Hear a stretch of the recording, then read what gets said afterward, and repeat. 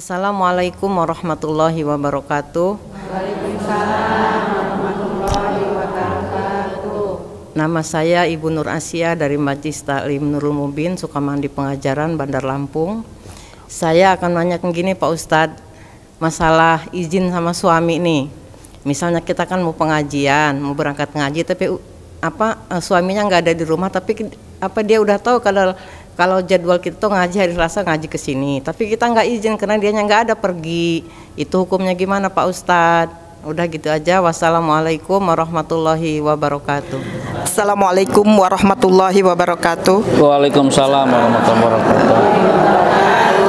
Perkenalkan, nama saya Tita Solihat dari pengajian Nurul Mubin, Gang Camar Pengajaran. Saya izin bertanya Pak Ustadz. Kita kan thalabul ilmu itu wajib ya Pak Ustadz. Tapi kenapa kita bodoh terus, nggak pinter-pinter? Apa kita terus aja belajar menghilangkan kebodohan kata Pak Ustadz tadi? Apa tetap kita mendapat pahala? Apa kita berdosa karena kita bodoh itu tadi? Sekian, assalamualaikum warahmatullahi wabarakatuh. Assalamualaikum warahmatullahi wabarakatuh. Waalaikumsalam warahmatullahi wabarakatuh. Kami dari Masjid Taklim Nurul Mubin, Sukamandi, ingin bertanya Pak Ustadz tentang masalah pahala. Apakah sama pahalanya kita melaksanakan sholat sunnah malam dengan kita duduk di Masjid Taklim? Itu saja, terima kasih. Wassalamualaikum warahmatullahi wabarakatuh. Ya, pertanyaan pertama itu Ibu Nur Asia tentang izin kepada suami, bahwa apabila kita pergi ke majelis taklim, ke pengajian yang pernah saya sampaikan, yang sifatnya pengajian itu wajib. Emang ada ngaji wajib, ngaji sunnah? Ada. Yang ngajinya wajib itu yang membahas tentang urusan sholat, zakat, wudhu, haji, puasa, membenarkan ibadah-ibadah kita, sholat, maka tidak izinnya pun nggak dosa, tapi sunnah izinnya, gitu. Terus yang kedua, menanggapi pertanyaan Ibu Tita tentang kenapa sih gue ini udah ngaji lu lama tapi kok masih blow-on aja gitu, bodoh aja gitu. Gimana itu hukumnya? Ya Bu, yang namanya ngaji mah nggak dituntut pinter. Walaupun kita ngaji nih Ibu, ngajinya sudah 20 tahun, bahkan sudah 4 generasi, udah 4 ustadz di sini, terakhir saya 8 ustadznya 8, satu pun nggak ada yang nyantel, masih bodoh aja itu. 20 tahun udah tuh, lebih bahkan 20 tahun ngaji, nggak bisa perasaan tuh kayaknya bodoh aja, nggak pinter-pinter, nggak dosa. 20 tahun ngaji nggak bisa, nggak dosa. Cuman kan pertanyaannya, 20 tahun ngaji nggak bisa ngapain aja? Tahun 90 ngaji sampai 2025 masih bodoh, nggak dosa. Yang dihitung itu kita duduknya di majelis taklim ini yang berpahala. Wajib pinter nggak dituntut, nggak wajib. Yang wajib cuman duduknya aja.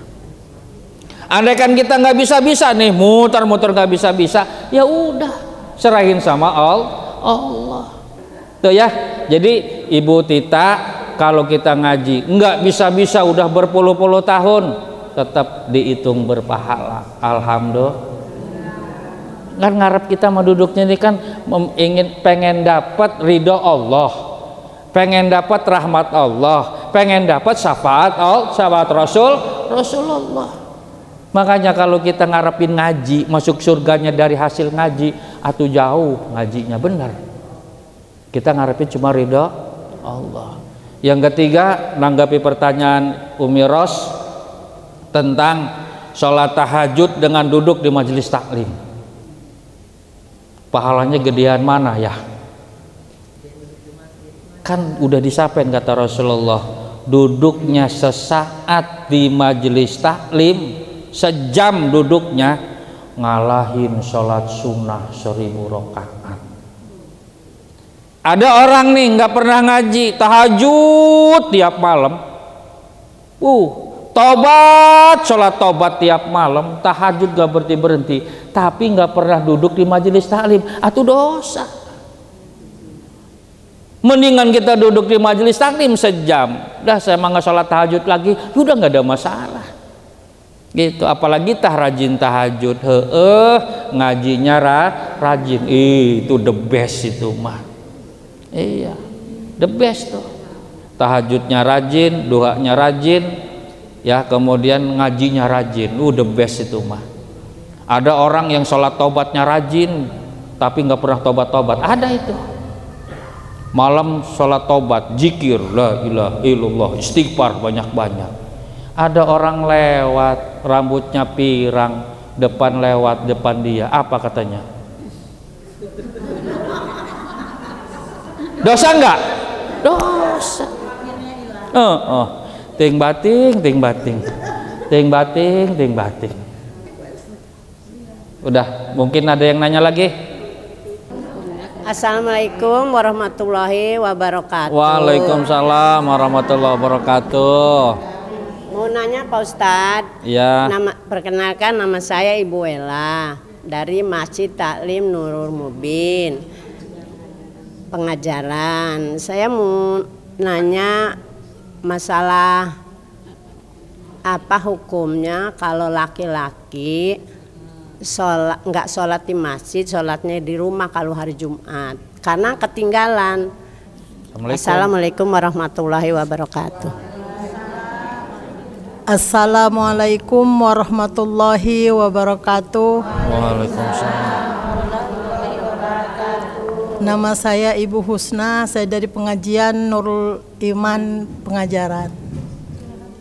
Nurul Iman. Iya. Yang mau saya tanyakan Pak Ustadz, bagaimana caranya supaya kita bisa istiqomah membaca Al-Quran dan sholat sunnah? Itu aja Pak Ustadz. Iya. Terima kasih.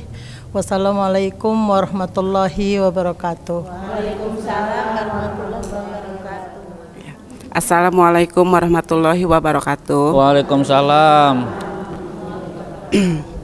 Perkenalkan, nama saya Ibu Okta dari pengajian Majelis Taklim Masjid Nurul Mubin pengajaran.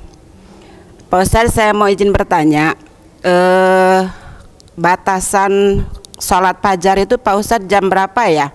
Soalnya gini nih, kita itu kalau sholat subuhnya kesiangan, terus kita mau ngelaksainin sholat fajar itu ya, nah itu gimana Pak Ustadz? Masih bisa nggak gitu? Terima kasih Pak Ustadz. Assalamualaikum warahmatullahi wabarakatuh. Baik, yang pertama tadi siapa? Ibu Asna ya, nanya tentang gimana kalau kita pengajian disuguhin kue, belum disuruh udah diembat.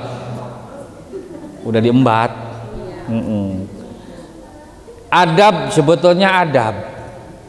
Kalau memang itu kuehnya di piring, itu nunggu dipersilahkan. Ya, udah ayo Bu persilahkan. Dan kalau masa ada sisa, nggak boleh dimasukin ke tas. Kalau nggak ada izin dari tuan rumah. Apa? Fikih mengatakan haram hukumnya. Kenapa? Itu termasuk gosob. Gosob itu sama dengan maling, ngambil orang tanpa izin. Ya. Kadang kan. Terus kalau kuehnya yang di kotak, itu mah nggak disuruh dimakanin nggak apa-apa. Karena itu menjadi hak milik. Karena ada barang milik, ada barang suguhan. Kalau yang di kotak barang milik, kayak besek itu barang milik. Ada ya kotak, nasi kotak. Dan kalau kue yang di piring itu namanya suguhan.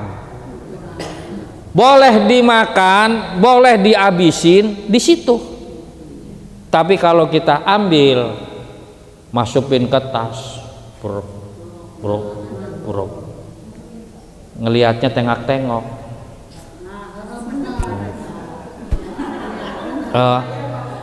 Nah ini dosa. Andaikan dibawa pulang dikasih makan ke anak, berarti jadi darahnya ngalir darah haram.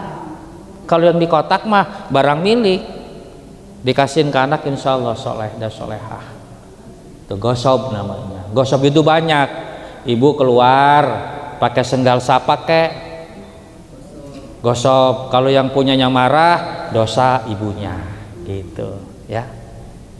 Terus pertanyaan yang selanjutnya Ibu Wela, ya, Ibu Wela, gimana hukumnya laki-laki sholat Jumatnya di rumah? Ya Bu ya, sholat Jumat, ya, ketinggalan. Bu, sholat Jumat itu 2 rakaat. Kalau dia masih khutbah tuh boleh datang. Kalau masih khutbah itu belum sholat Jumat, masih khutbah, masih sholat duhur kalau ganti sholat duhur. Tapi kalau misalnya udah selesai, udah pada pulang, si bapak pulang dari pasar, itu mah ya sholat duhur di rumahnya, gitu. Karena sholat Jumat itu wajib berjamaah pada rakaat pertama. Rakaat kedua mah nggak berjamaah, langsung sholat sendiri silahkan boleh, gitu ya. Terus pertanyaan selanjutnya Ibu Husna dari dari Nurul Iman pengajaran, bagaimana caranya supaya istiqomah ngaji Quran, baca Quran. Ya ada doanya Bu, ada niatnya. Doanya begini nih, ikutin saya ya. Allahumma, ikutin gak Ibu Husnanya? Allahumma paksain. Sebetulnya begini, baca Quran yang kita baca itu supaya cinta dulu kita baca Qurannya. Cinta dulu. Jadikan kebiasaan kita. Tapi kalau ibu lagi baca Quran, suami datang dari masjid, berhenti. Khawatir suami minta dilayanin bikin kopi atau makan. Jangan melotot-melotot. Bu, bikinin kopi. Orang lagi ngaji suruh bikin kopi. Dasar suami blow on. Jangan. Nggak boleh, dosa. Ngaji Quran hukumnya sunnah, lain suami hukumnya wajib. Terakhir, okta.